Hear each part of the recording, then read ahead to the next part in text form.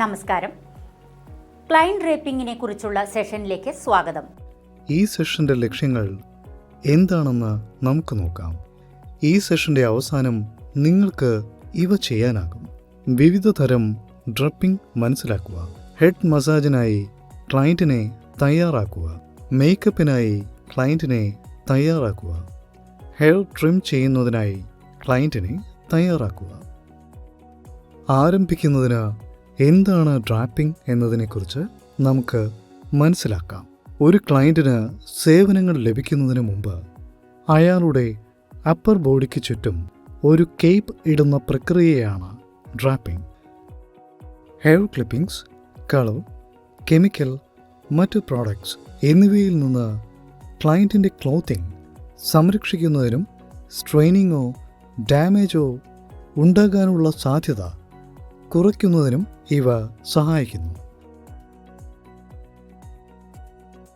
സാധാരണഗതിയിൽ സലൂൺസുകളിൽ സ്നാപ്പ് അല്ലെങ്കിൽ Velcro ക്രോഷറുകളുള്ള കേപ്സ്, disposable ഡ്രാപ്സ്, reusable fabric ഡ്രാപ്സ് എന്നിവ ഉൾപ്പെടെ റേഞ്ച് ഓഫ് ഡ്രാപ്പിംഗ് ഓപ്ഷനുകൾ ലഭ്യമാണ്. വ്യത്യസ്ത തരം ഡ്രാപ്പിംഗ് ഉണ്ട്.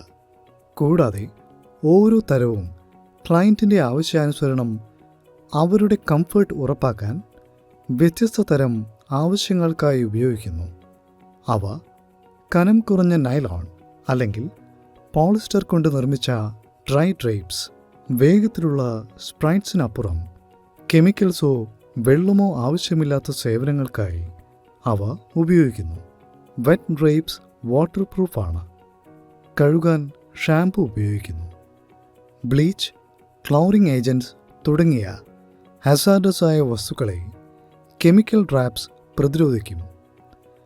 അധിക കവറേജിനായി അവ സാധാരണയായി ശരാശരി ക്യാപ്സുകളേക്കാൾ നീളമുള്ളതും വീതിയുള്ളതുമാണ്. സ്കിന്നിൽ നിന്ന് ഫാബ്രിക് ഒഴിവാക്കുന്നതിന് ക്യാപ്സിൻ്റെ കോളറിന് കീഴിൽ ഒരു ടവൽ അല്ലെങ്കിൽ ഡിസ്പോസിബിൾ നെക്ക് സ്ട്രിപ്പ് ഉപയോഗിക്കുന്നു.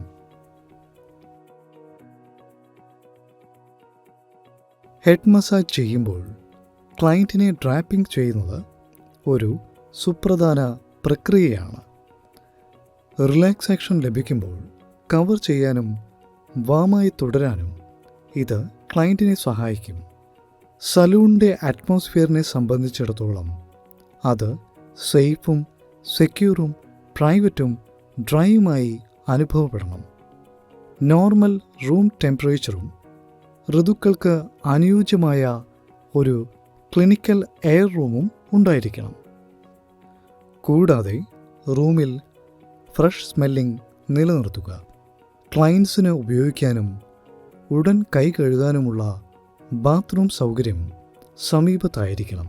മസാജ് ആരംഭിക്കുന്നതിന് മുമ്പ് ഡ്രാപ്പിംഗ് പ്രോസസ്സിനെക്കുറിച്ച് ക്ലയൻറ്റിനെ അറിയിക്കുകയും അവർ കംഫർട്ടബിൾ ആണ് എന്ന് ഉറപ്പാക്കുകയും ചെയ്യുക. ക്ലയൻറ്റ് ഡ്രാപ്പ് ചെയ്ത് കംഫർട്ടബിൾ ആയി കഴിഞ്ഞാൽ ഹെഡ് മസാജ് ചെയ്യാൻ തുടങ്ങാം. ഹെഡ് മസാജിന് ശേഷം ടവൽ അല്ലെങ്കിൽ ഡ്രാപ്പ് നീക്കം ചെയ്ത് ക്ലയൻറ്റിനെ സാവധാനം ഇരിക്കാൻ അനുവദിക്കുക. കസേരയിൽ നിന്ന് എഴുന്നേൽക്കുന്നതിന് മുമ്പ് അവർക്ക് റിലാക്സ് ചെയ്യാൻ ഒരു നിമിഷം നൽകുക.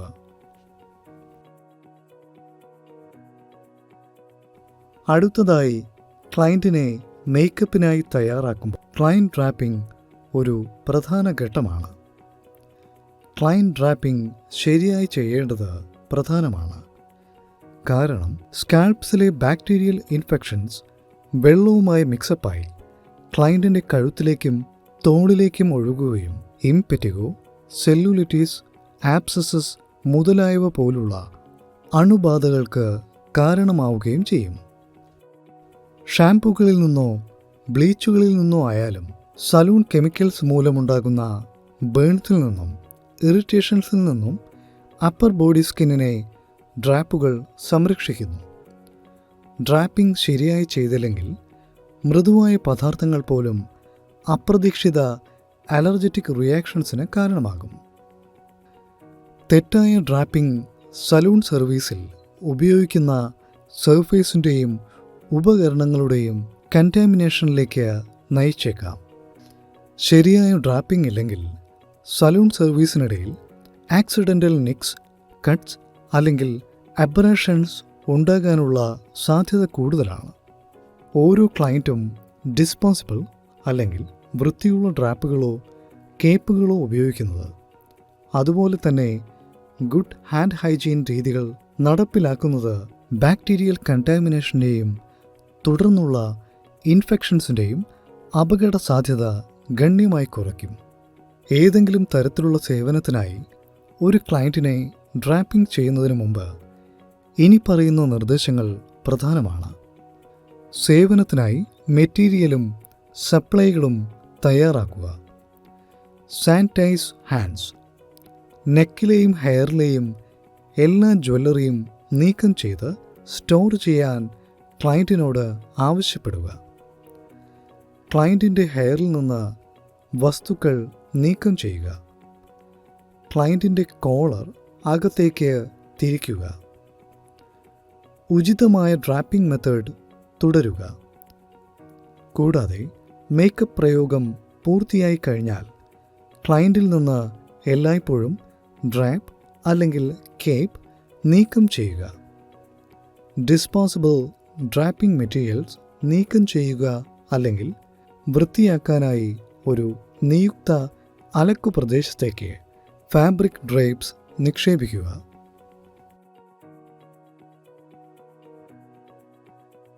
മേക്കപ്പും ഹെഡ് മസാജും പോലെ ഹെയർ കട്ട് ചെയ്യുമ്പോഴോ ട്രിമ്മിംഗ് ചെയ്യുമ്പോഴോ ഡ്രാപ്പിംഗ് പരിശീലിക്കുന്നത് പ്രധാനമാണ്. ഏതെങ്കിലും നടപടിക്രമം ആരംഭിക്കുന്നതിന് മുമ്പ് ക്ലയൻറ്റ് കംഫർട്ടബിൾ പൊസിഷനിലാണെന്ന് ഉറപ്പാക്കുക. ട്രീറ്റഡ് സ്ഥലത്ത് നിന്ന് ജ്വല്ലറി നീക്കം ചെയ്യാൻ ക്ലയൻറ്റുകളോട് ആവശ്യപ്പെടുക. പ്രൊസീജിയറിനിടയിൽ ജ്വല്ലറി തടസ്സപ്പെടുകയോ ഡിസ്കംഫർട്ട് ഉണ്ടാക്കുകയോ ചെയ്യാം. കൂടാതെ ഹെയർ കട്ടിനായി ഒരു ക്ലയൻറ്റിനെ ഡ്രാപ്പിംഗ് ചെയ്യുമ്പോൾ ഇനി പറയുന്ന ഘട്ടങ്ങൾ സാധാരണയായി പിന്തുടരുന്നു. നിങ്ങളുടെ സപ്ലൈകളിൽ നിന്ന് ഒരു സലൂൺ കേപ്പ് അല്ലെങ്കിൽ ഡ്രാപ്പ് വീണ്ടെടുക്കുക. കേപ്പ് അല്ലെങ്കിൽ ഡ്രാപ്പ് വിടർത്തി ക്ലയൻറ്റിൻ്റെ നെക്കിൽ വയ്ക്കുക. കേപ്പ് അല്ലെങ്കിൽ ഡ്രാപ്പിൻ്റെ തരമനുസരിച്ച് സ്നാപ്പുകൾ, വെൽക്രോ അല്ലെങ്കിൽ ടൈസ് ഉപയോഗിച്ച് ക്ലോഷർ സുരക്ഷിതമാക്കുക. അത് സുഖകരമായി ഘടിപ്പിച്ചിട്ടുണ്ടെന്നും എന്നാൽ ചലനം റെസ്ട്രിക്റ്റ് ചെയ്യുന്നതിനോ ഡിസ്കംഫർട്ട് ഉണ്ടാക്കുന്നതിനോ വളരെ ടൈറ്റ് അല്ലെന്നും ഉറപ്പാക്കുക.